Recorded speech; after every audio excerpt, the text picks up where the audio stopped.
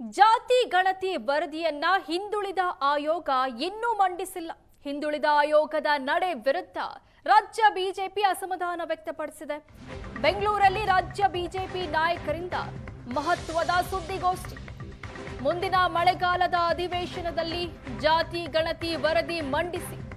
ಯಾಕೆ ಜಾತಿ ಗಣತಿ ವರದಿ ಕತ್ತಲಲ್ಲಿ ಇಟ್ಟಿದ್ದೀರಾ ಅಂತ ಸುನೀಲ್ ಕುಮಾರ್ ಪ್ರಶ್ನಿಸಿದ್ದಾರೆ. ಸುನೀಲ್ ಕುಮಾರ್, ಬೈರತಿ ಬಸವರಾಜ್, ಪಿಸಿ ಮೋಹನ್ ಆಕ್ರೋಶ ವ್ಯಕ್ತಪಡಿಸಿದ್ದಾರೆ. ವರದಿ ಚರ್ಚೆಗೆ ನಾವು ಸಿದ್ಧವಿದ್ದೇವೆ ಅಂತ ಸುನೀಲ್ ಕುಮಾರ್ ತಿಳಿಸಿದ್ದಾರೆ. ಸಿದ್ದರಾಮಯ್ಯ ರಾಜೀನಾಮೆ ಕೊಡೋಕೆ ಮುನ್ನ ವರದಿ ಕೈ ಸೇರಿದೆ. ಕೃಷ್ಣ ಕಚೇರಿಯಲ್ಲಿ ವರದಿ ಸಿದ್ಧ ಆಗಿದ್ಯಾ ಅಂತ ಸುನೀಲ್ ಕುಮಾರ್ ಪ್ರಶ್ನಿಸಿದ್ದಾರೆ.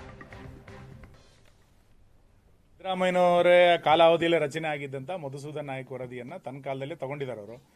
ಈ ವರದಿಯ ಬಗ್ಗೆ ಸರ್ಕಾರ ಶಿವಕುಮಾರ್ ಅವರು ಹೇಳಿ, ಇಲ್ಲಾಂದ್ರೆ ಒಂದ್ ಲೈನಲ್ಲಿ ಹೇಳ್ಬಿಡ್ಲಿ, ಸಿದ್ದರಾಮಯ್ಯನವರ ತೆಗೆದುಕೊಂಡಿರೋ ವರದಿ ಅವ್ರ ಕಾಲಕ್ಕೆ ಬಿದ್ದೋಯ್ತು, ನನಗೇನು ಸಂಬಂಧ ಇಲ್ಲ ಅಂತ ಆದ್ರೂ ಕೂಡ ಅವ್ರು ಹೇಳಿ, ಆಮೇಲೆ ನೋಡಿ ಏನಾಗುತ್ತೆ ಅಂತ. 180 ಕೋಟಿ ರೂಪಾಯಿ ಕಾಂತರಾಜು ವರದಿಗೆ ಮುಗೀತು. ಈಗ 450 ಕೋಟಿ ರೂಪಾಯಿ ಮಧುಸೂದನ್ ನಾಯಕ್ ವರದಿಗೆ ಮುಗೀತು.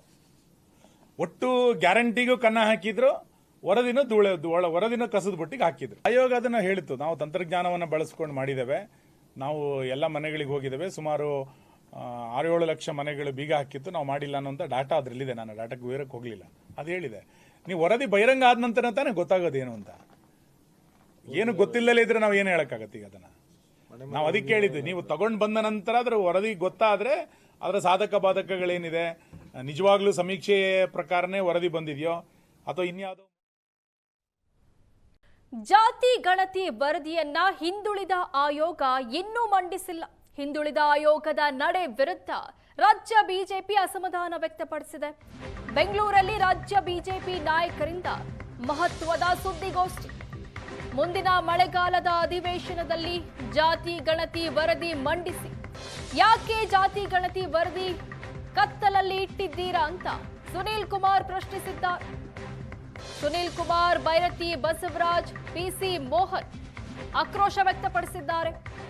ವರದಿ ಚರ್ಚೆಗೆ ನಾವು ಸಿದ್ಧವಿದ್ದೇವೆ ಅಂತ ಸುನೀಲ್ ಕುಮಾರ್ ತಿಳಿಸಿದ್ದಾರೆ. ಸಿದ್ದರಾಮಯ್ಯ ರಾಜೀನಾಮೆ ಕೊಡೋಕೆ ಮುನ್ನ ವರದಿ ಕೈ ಸೇರಿದೆ. ಕೃಷ್ಣ ಕಚೇರಿಯಲ್ಲಿ ವರದಿ ಸಿದ್ಧ ಆಗಿದ್ಯಾ ಅಂತ ಸುನೀಲ್ ಕುಮಾರ್ ಪ್ರಶ್ನಿಸಿದ್ದಾರೆ. ಸಿದ್ದರಾಮಯ್ಯನವರೇ ಕಾಲಾವಧಿಯಲ್ಲಿ ರಚನೆ ಆಗಿದ್ದಂತ ಮಧುಸೂದನ್ ನಾಯಕ್ ವರದಿಯನ್ನ ತನ್ನ ಕಾಲದಲ್ಲಿ ತಗೊಂಡಿದ್ದಾರೆ ಅವರು. ಈ ವರದಿಯ ಬಗ್ಗೆ ಸರ್ಕಾರ ಶಿವಕುಮಾರ್ ಅವರು ಹೇಳಿ, ಇಲ್ಲಾಂದ್ರೆ ಒಂದ್ ಲೈನಲ್ಲಿ ಹೇಳ್ಬಿಡ್ಲಿ, ಸಿದ್ದರಾಮಯ್ಯನವರ ತೆಗೆದುಕೊಂಡಿರೋ ವರದಿ ಅವ್ರ ಕಾಲಕ್ಕೆ ಬಿದ್ದೋಯ್ತು, ನನಗೇನು ಸಂಬಂಧ ಇಲ್ಲ ಅಂತ ಆದ್ರೂ ಕೂಡ ಅವ್ರು ಹೇಳಿ, ಆಮೇಲೆ ನೋಡಿ ಏನಾಗುತ್ತೆ ಅಂತ. 180 ಕೋಟಿ ರೂಪಾಯಿ ಕಾಂತರಾಜು ವರದಿಗೆ ಮುಗೀತು.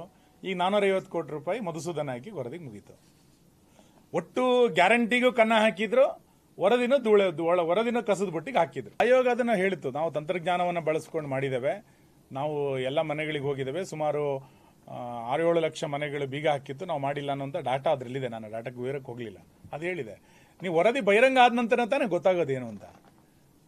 ಏನು ಗೊತ್ತಿಲ್ಲದೇ ಇದ್ರೆ ನಾವು ಏನು ಹೇಳಕ್ಕಾಗತ್ತೆ? ಈಗ ಅದನ್ನ ನಾವು ಅದಕ್ಕೆ ಹೇಳಿದ್ವಿ, ನೀವು ತಗೊಂಡು ಬಂದ ನಂತರ ಅದ್ರ ವರದಿ ಗೊತ್ತಾದ್ರೆ ಅದರ ಸಾಧಕ ಬಾಧಕಗಳೇನಿದೆ, ನಿಜವಾಗ್ಲೂ ಸಮೀಕ್ಷೆ ಪ್ರಕಾರನೇ ವರದಿ ಬಂದಿದೆಯೋ ಅಥವಾ ಇನ್ಯಾವುದೋ.